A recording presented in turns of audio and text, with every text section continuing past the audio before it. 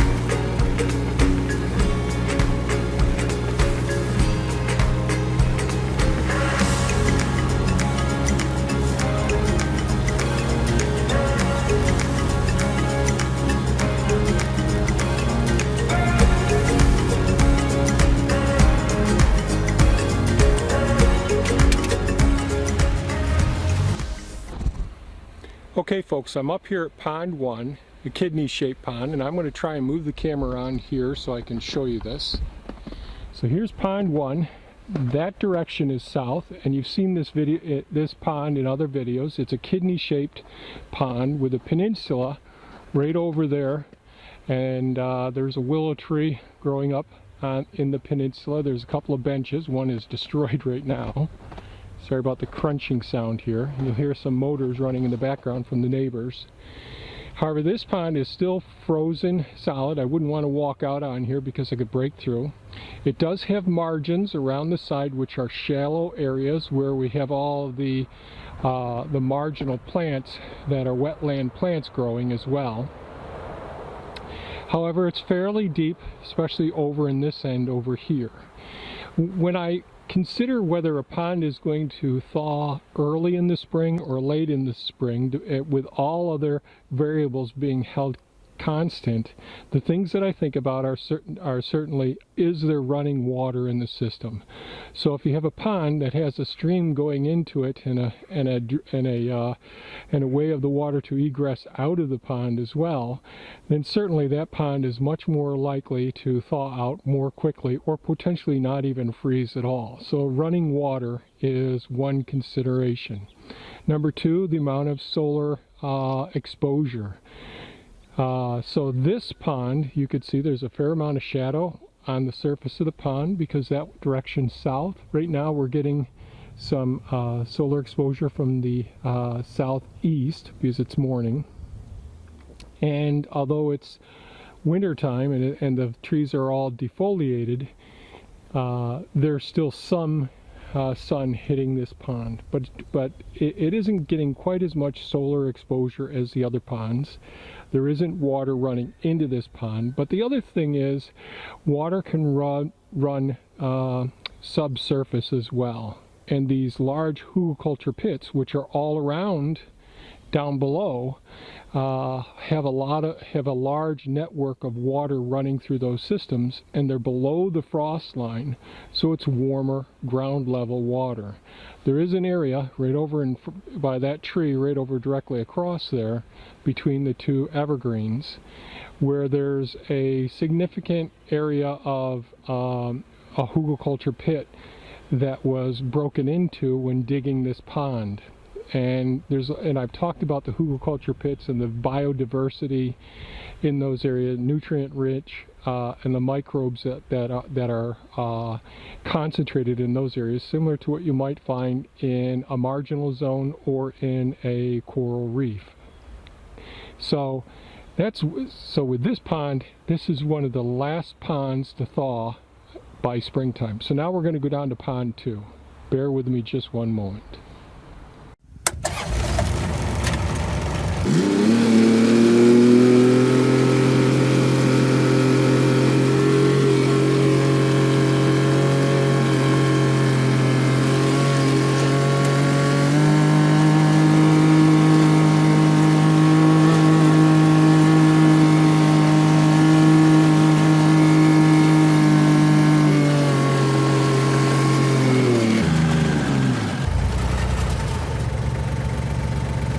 Okay, I'm up here by pond 2 right now, right behind me, and we're going to take a look at this. This is the first pond to thaw each springtime, and it's a race between pond 2 and pond 4 for how quickly the ponds thaw.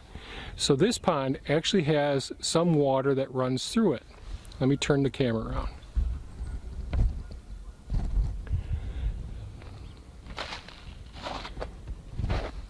So it's a little bit difficult to see right now, but in this area here, there's a small amount of water trickling down into pond 2. However,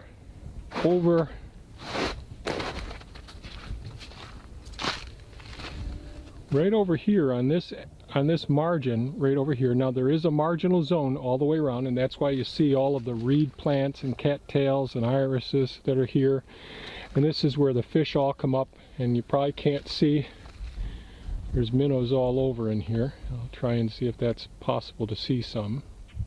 These are real small minnows in this area here. Most of them will be over there where there's more sun exposure next to that margin. We'll go over there in just a minute.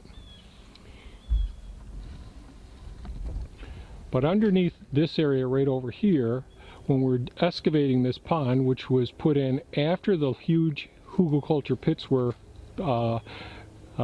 created back in about 2010, right under that area is a large hugelkultur pit that tapped into it. Now all through this whole area, all around up in here, there's many hugelkultur pits which retain an extraordinary amount of water in those systems. And because this is a gravel base in this area, basically gravel beds all around here, we have a significant volume of water that moves through these areas. So subterranean, the water moves right into this pond. And we have those hugelkultur pits. Bear with me as I move along here.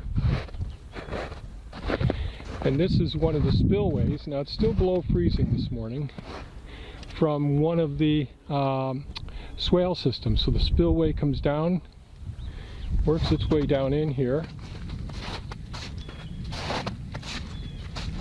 and I'll see if I can zoom in here.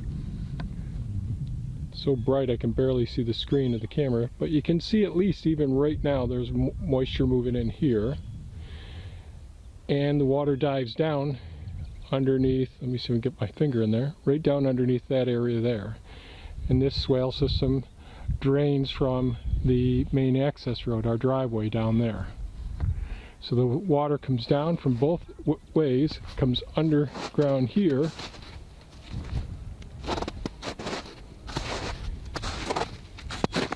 and comes into this pond. So there's 3 good reasons why this pond is the first or second pond to open up each spring and thaw out. One is we have running water. We have some surface water. As the snow begins to melt, it's going to go into the swale systems, and the swale systems drain into here. We have subterranean water that flows through the gravel, that is, its activity is accentuated by these large hugelkultur pits, buried trees and stumps and branches, all buried all up in this area. Instead of creating large burn piles, we took all of that material, the brush, the trees, and buried buried them underneath the surface of the ground. And that's really worked out fantastic. And this pond also has a lot of solar aspect. There is a little bit of the eastern morning sun that's blocked a bit. But otherwise, this pond gets quite a bit of sun exposure. There's one more aspect that really helps out a lot. And right along that margin there, you can see it's a little bit higher. As the sun radiates against that, and it's more brown colors, and the sun hits those banks of the pond, that acts as a heat trap. It's a form of thermal mass that can actually trap some of that heat. It radiates down into the very shallow margins, and that creates warm zones where all the minnows and fish will come up to, and all the biological activity gets started early in the spring. And that's why the ducks love coming to the first couple of ponds that are open. They gobble up all the goodies, and both the flora and the fauna in this aquatic system. So it works out extremely well. You'll see on this side of the pond, because this bank isn't getting as much solar exposure, the snow is still there, and it cools down. So it creates this thermal current. So as you check the temperatures in the pond, as that water heats up, it starts moving across the surface, it becomes subducted, goes down, and works its way around. So there's this thermal siphoning or thermal flow that's activated as this pond opens up each year. So this pond, even though it gets well below freezing at nighttime, down into the single digits, that also helps out. One other element that may actually help out with this is there's a microclimate effect as well, where as the temperature, the cold air moves its way down the hillside. If you will bear with me here, this is really a gentle slope going from the highest part of the property up there. The cooler air tends to go downhill, works its way off, but even though this is downhill from all that area, this spillway is an immediate drop off. And so where does the water freeze at nighttime? It freezes right along this canal system on the surface. So that does freeze every night, but this one may not freeze overnight because it creates this microclimate environment where the cold temperature moving down as the snow is melting and ice is melting up above there, that cold air comes down through here. The other aspect that this pond deals with is the northwestern cold winds that come out of the west in that direction and the north up there. So those cold airs that brush right across here, but again, because of that microclimate effect, that allows the cold air to go down the bank down into this lower area, which is a cold zone. So now we're going to move on to, well, we can take a quick look here. I know, can you see some of those minnows down in there now? A lot of them are under the ice right now there. Very thin capping of ice. But as we go down, this is the soil collection canal system. That's the hugelkultur terrace to the left there. Still working on that system. But the muskrats, the amphibians, this is an area of tremendous biodiversity as well. And this is downslope from the future herb gardens and the dry parking area over here. Moistures come down into here, and as the soil's sediment comes down into this water, it tends to drop off, and we can recapture that soil that's in this area. But as you can see, there's still a little bit of crusty ice on the surface of this canal system at this point. So now we're going to go down to pond 3.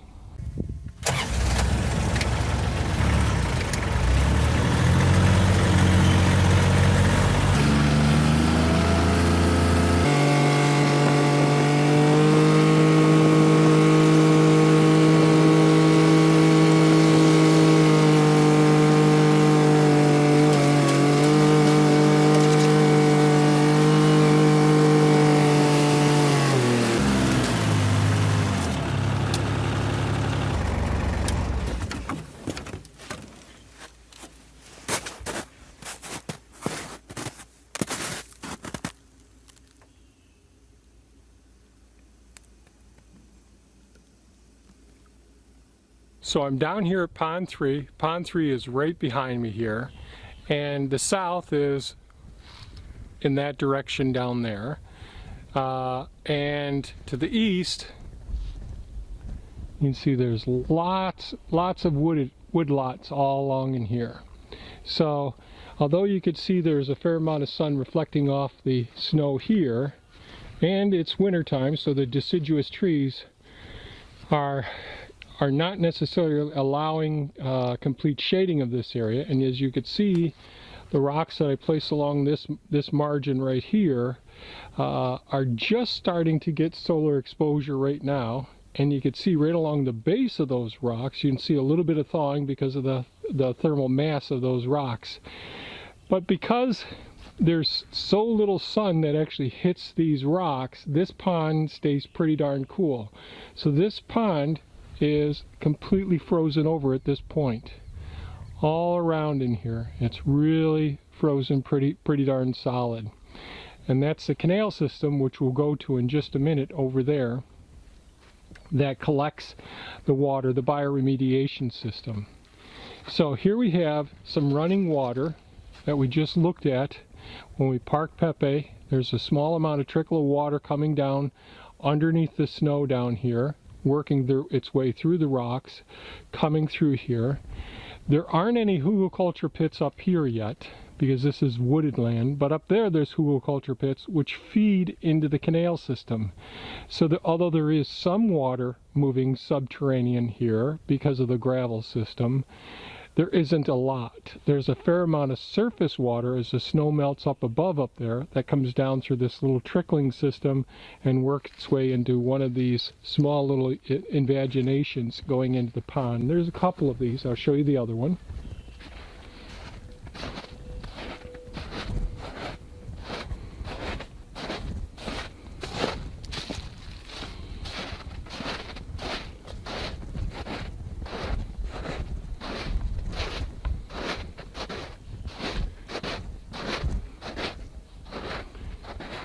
So this is another area where the water comes down, goes underneath this small amount of ice here, goes into this evagination.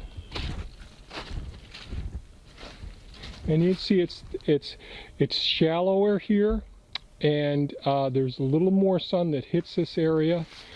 But because of its shallowness and that bank over there, there's a little more thermal gain as opposed to the one that's more on the south side of the pond, which isn't getting the solar exposure. This side is still pretty much frozen, lots of ice, where this side has thawed.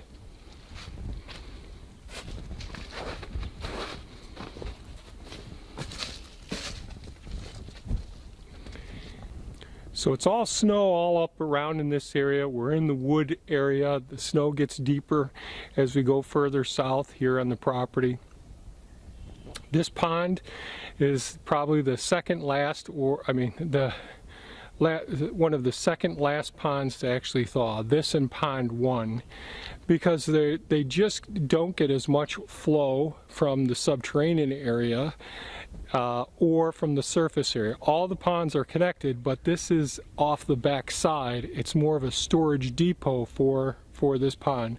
This is a very deep pond, but it stays pretty darn solidly frozen until probably the very beginning of April. Sometimes it's as much as mid-April. But that's our situation there. We'll go over where the canal system is, where Pond 3 dumps into Pond 4, which is the second, or either the first or second pond to actually open up each spring. So let's go over there and have a look.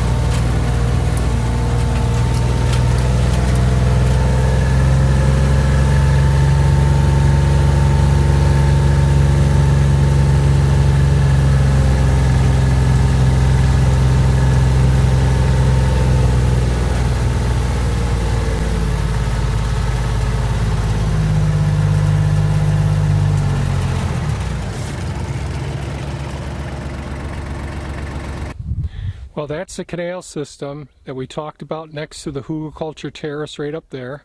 There's a couple of ducks in there right now, a couple of the mallards.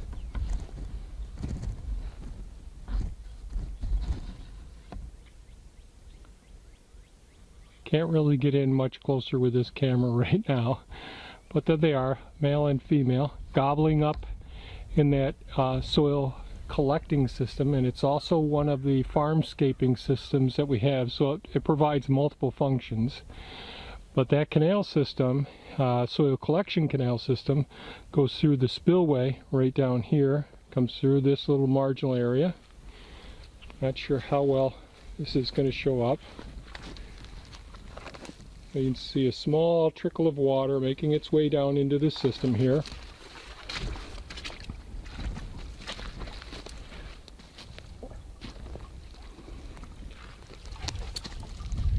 Going in along the margin here and then falling over into the lower system.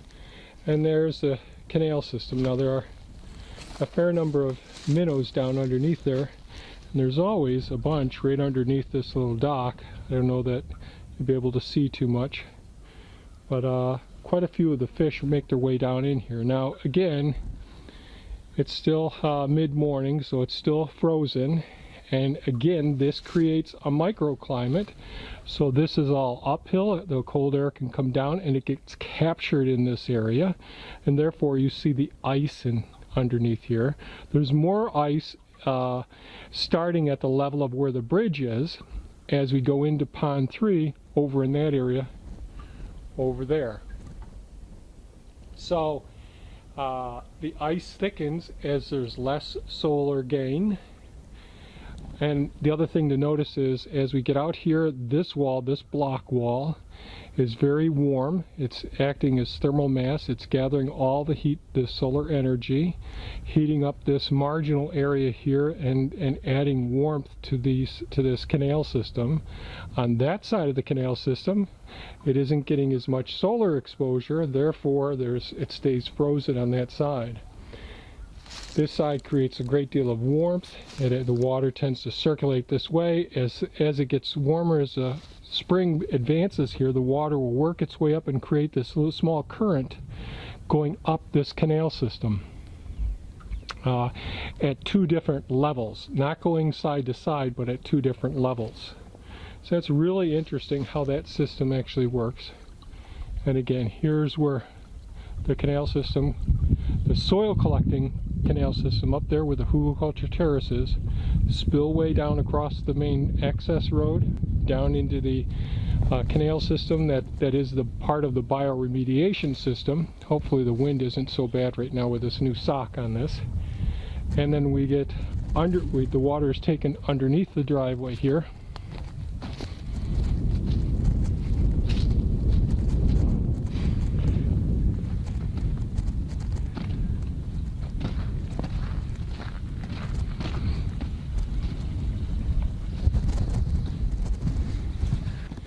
Hopefully this isn't too windy right now. The wind sock is on there, so I'm hoping this is helping.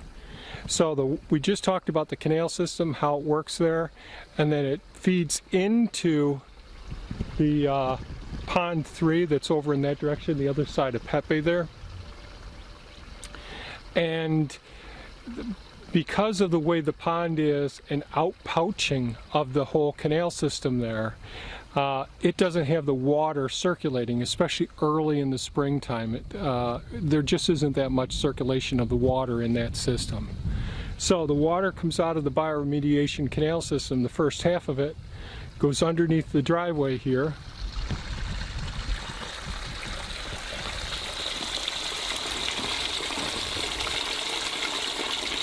Comes down into the second part of the bioremediation canal system.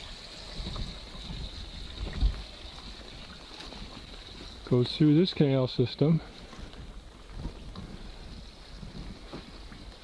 Goes underneath this bridge, but this bridge doesn't have a big glob of ice on it except for right over there. Not sure if that's showing up right next to the wall there where the wall's damaged. And we'll go around here. So this is Pond 4. So So pond 2 and pond 4 both open up very early in the springtime. Now the thing that I'd like you to notice on the most southern surface, which gets the least amount of snow, there's snow still all along that margin over there. That's where the ice thaws last. But as we come up to this, well, there's two places actually.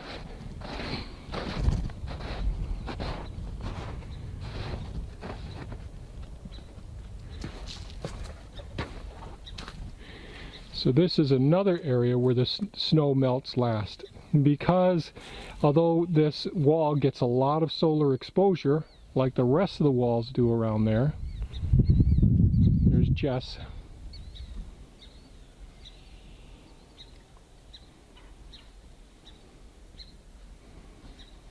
So these walls, all these block walls, they're also mimicked under this area. So if you look down here,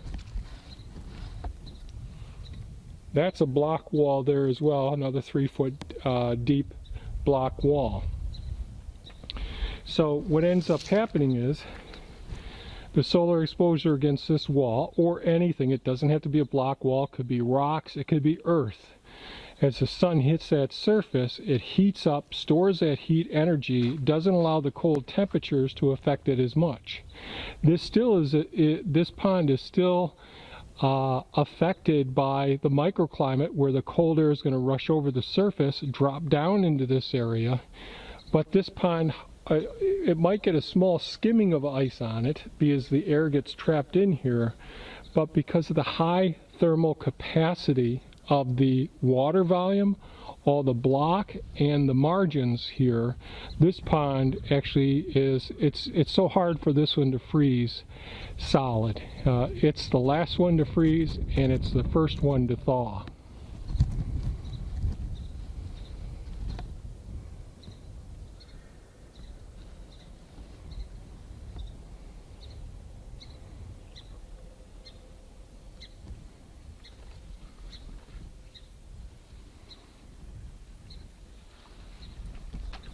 Okay, so now we're going to go over to pond 5. This, I'm Mad Max. This is pond 4, so we're going to go over to pond 5. Pond 4 drains via 2 drainage pipes underneath that block wall section on the west side of this pond down into the east side of pond 5. So we'll head over there now.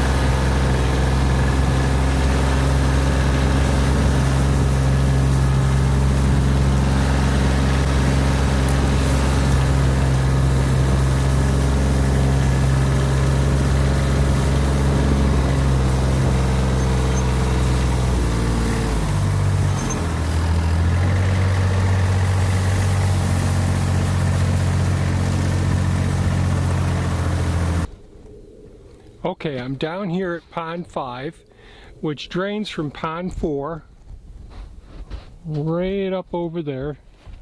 So right up in that area there.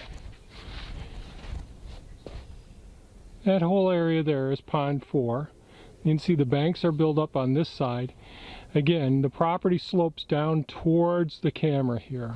And it creates a small microclimate that we talked about in pond 4. But then the cold air, if it gets over that area, works its way down into pond 5.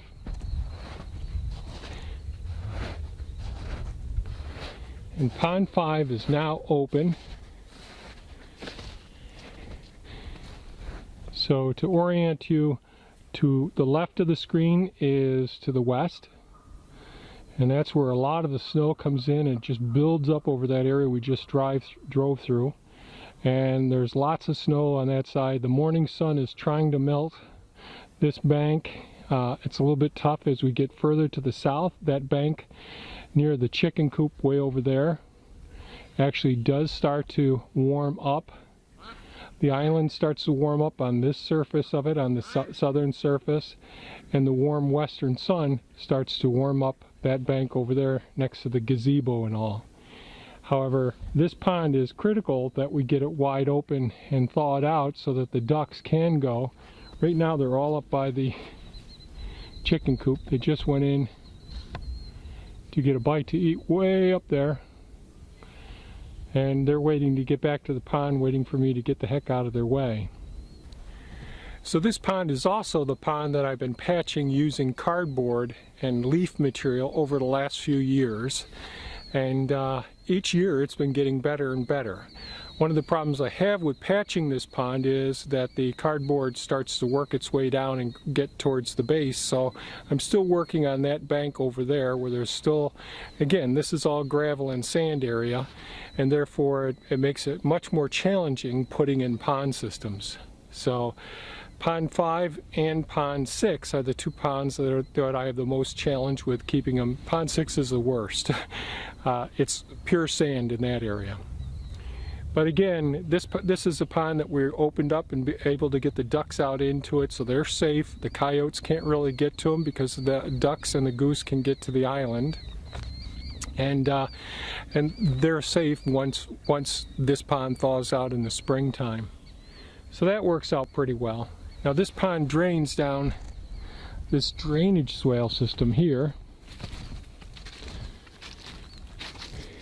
and it works its way down around in front of the solar panels down there to pond 6.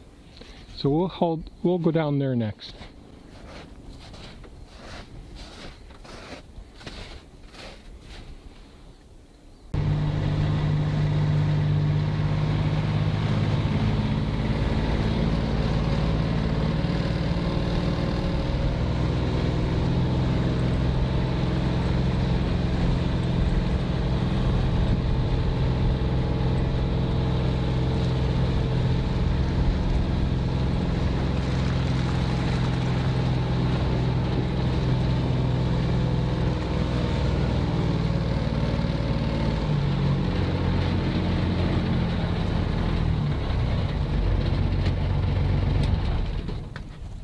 So this is pond 6. The swale system follows from pond 5, comes back around, forces the water to go uphill towards the east again, and we have some water that comes out of the woods over in that section over there, works its way down into here as well. And to orient you, there are the solar panels, but this is all sand in this area. I haven't decided definitively what I'm going to do here. You can see from all the little trees that are growing up in this area, this is an area that dries up every summer. So I've got to decide how to deal with this. Should I re-excavate the area out again and try sealing it? Not until I get pond 5 set, because there's only so much cardboard available. This has a nice wide spillway here, both ways. Try not to make you sick as I'm watching this, and this is the area where the drainage swale goes down into pond 7, so I'll walk down there. So I'm down here at pond 7, which is the last of our man-made ponds here on the property so far. And this pond is the 4th pond to actually thaw. It's in an area that has a fair amount of shade from the south. Not a lot, because you can see on the surface there aren't all the shadows here. However, because of the bank being relatively high on that side, the ice builds up very, very thick here. Snow cover builds up very, very thick here as well, because this is an area that we get lots of deep snow accumulating down in here. So just the other day, it was well over 3 foot deep, the snow was back here. Now, this is the northern berm. It gets the most solar gain, heats it up. There's a marginal area, and that really starts to create a circulation. So this ice is gradually getting thawed. There's very little circulation in this pond here, unfortunately. We just don't have enough water moving through this area until I start doing some work inside of the woodland area to our east over there. But this is the swale system. This is the wide part of the swale system that I drive through. And so this is the spillway heading over in this direction. And over there is where the drainage system from the root cellar drains into. And as you can see that dark line going off into the woods, there's still a couple of foot of snow over there. That's where the spillway drains down into that area. So in summary, the couple of elements that I think about when we're designing pond systems, and I've talked about before, designing the pond systems, trying to have different catchments at different levels on your property, not putting your home or your gardens at the top of the property, trying to put ponds and water catchment systems very high in the property. But when you're in a cold temperate climate, we have to think about where the snow accumulation is going to be, how long the ponds will be open during the main parts of the spring, summer, and fall, to try and get as much of the function out of the ponds as possible, so that they're create an environment for all the wildlife to come in and get their nourishment after a cold, hard winter. So having higher banks or walls or stone materials on the north face of the pond helps with thermal mass collection. Having margins, I think even incorporating, if you're clearing land that's wooded, that you don't have a good use for a lot of the brush and the trees and the stumps and all, burying those and creating hugelkultur pits, that creates a subterranean water source and a way of getting that water going through. Being mindful of the microclimates and being aware of how you can utilize water and margins for the thermal mass and the convection currents that are going to help to thaw that pond as well. So just wanted to bring those points up so that something to think about if you're in one of those really cold temperate climate locations like we are, where you're dealing with lots of snow and you want to get those ponds open as early as you can in the springtime and potentially heat them up a bit as well. So if this was of value, please give it a thumbs up. I appreciate it, and share it with your friends and subscribe if you haven't subscribed. Thanks so much, folks, and have a great day. Bye-bye now.